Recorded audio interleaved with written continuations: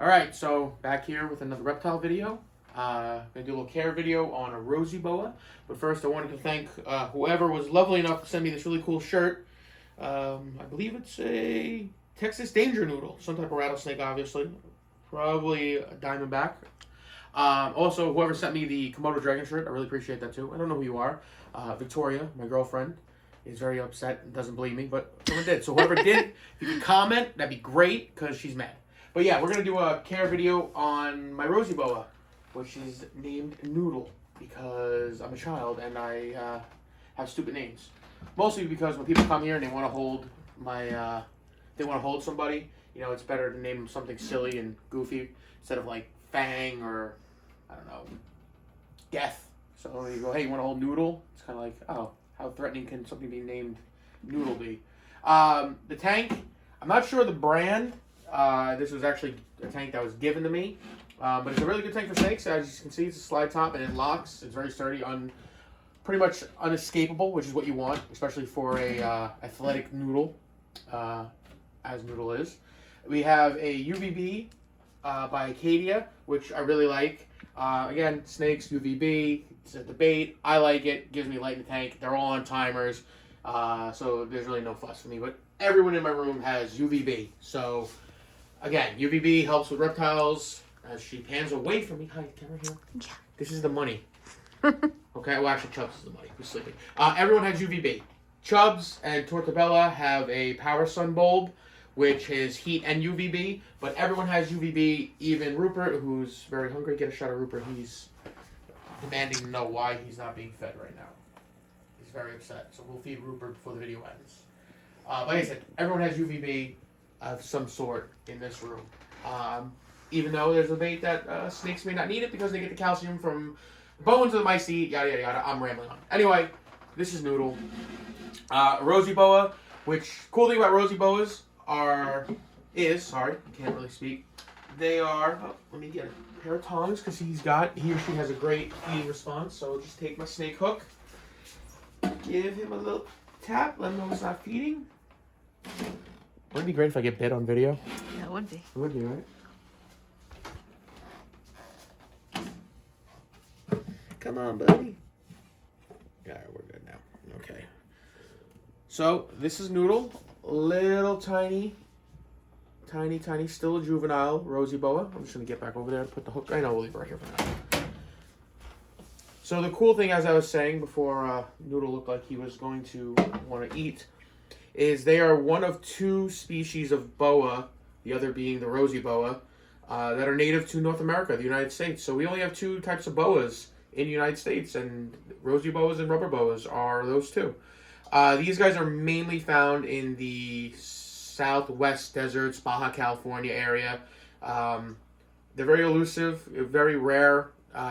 You find them in the wild in terms of like when you go out and search for them. They're very hidden and doing their thing.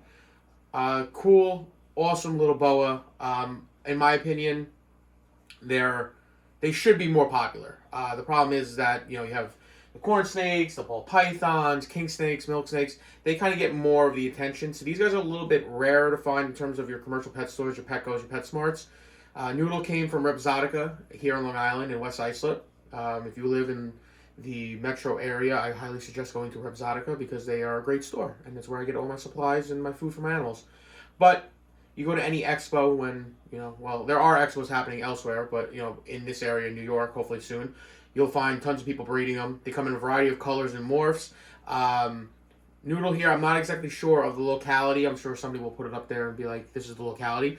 But there are many different color morphs. But again, I absolutely adore these little guys. I'm not a huge boa fan. Not that I have a problem with boas. I just never really was big into boas. But, a small little boa like this that gets about roughly, I've heard in the wild, they've been found up to 48 inches. Very, very rarely will you see that in captivity. Probably none at all, honestly. But, again, he's just he or she. Hopefully, we'll find out soon. It's a cool little snake. And the cool thing about them is, again, with this species and most snakes, bigger's not necessarily better. So he's been chilling in a 10-gallon because I moved Ekins, my blue eyes leucistic bull python into his original tank, which was basically going to be a tank for the rest of his life, which is down here. Get a good shot of it, please. Camera lady, which is a 24 by 12 by 12 Exoterra, and that would be perfectly fine for a full-grown adult Rosy Boa. But the 10-gallon tank will be more than fine for majority of his life, and they, a 15-gallon will be fine. He's probably going to move into an Exoterra of that size once Ekans is ready to be moved into a bigger Exoterra, which Jormungandr, my Mojave ball python, is in, and he'll go back into that Exoterra. But for now, a 10-gallon tank is more than fine. As far as the setup, it's straightforward. The bedding in here will be getting changed soon to a pine aspen because these guys do like to bury. So this will be getting changed. But hide box with a heat pad. The heat pad's all connected to the same. So the heat pad's set at like 87 to 90 degrees. UVB light, again, is it necessary? I like to do it. Is it 100% necessary? It's very debatable. It's not something you have to get. Water bowl, the thing with these guys is where they come from, the humidity is very low, so if you happen to go away for a couple days and the water dries out, you don't have to freak. They're not going to suffer or perish, really. I usually let this water bowl go dry before I fill it up because they are species that can tolerate going without water for a little bit. And yeah, you should only get a nice cage with a locking secure top, and that's it.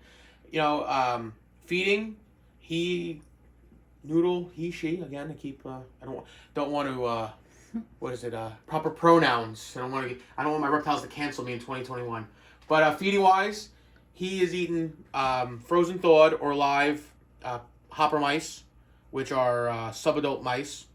He'll be eating live mice, frozen mice, full-grown adult mice, pretty much throughout his whole life. Maybe occasionally very small rat if I choose to. But yeah. And as Ragnar seems to be good. So Ragnar's like, what do you got there? What do you got for me? Any food, Dad? This is not food, buddy. Are you upset you're not on camera? That's Ragnar, my green belly keeled lizard. He's awesome. He's not doesn't like to be held, but he said now he's upset. Now he's not going to film. Mm-hmm. But yeah, this is the Rosy Boa. This is Noodle. Again, super cool species, super cool animal to keep. Definitely if someone would ask me, hey, give me recommendations of something cool and something not common, I would definitely say Rosy Boa. For a beginner, absolutely easy species. I mean, not very inclined to bite. Some of them, like Noodle, do have a very good feeding response. So all you want to do is, the tongs. I use my snake hook, but the tongs, forceps, whatever. Just give them a little tap. Just let them know, hey, you're not being fed. And like I said, just cool, calm, relaxed species.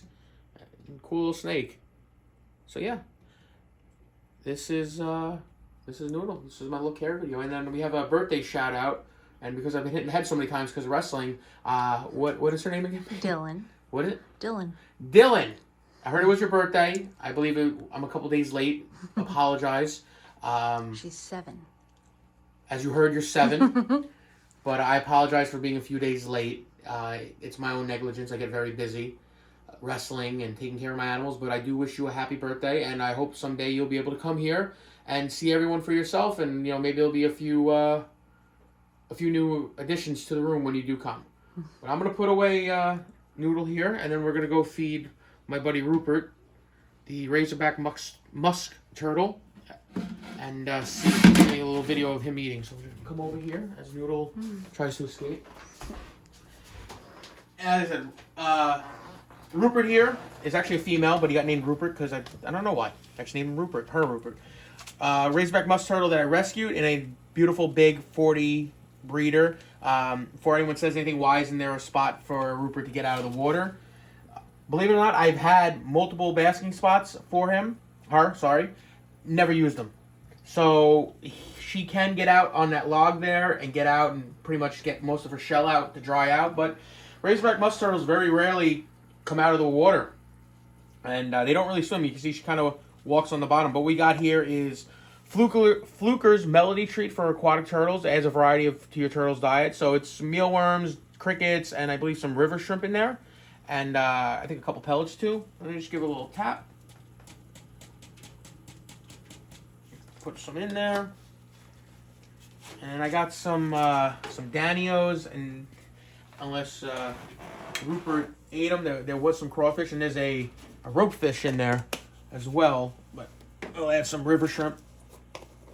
Come Come on, you're not gonna eat for the camera now? You were just begging for food before. All right, so let's see if Rupert eats, and that'll be a cool way to end the video. Let's.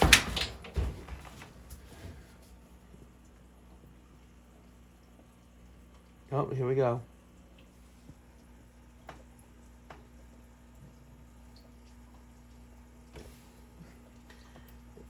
There we go. And yeah, so that's it. So I hope everyone enjoyed it. Again, thank you to whoever sent me the shirt and the other shirt. And I'll be doing more of these, and I hope you guys enjoy them. So check it out. Thank you.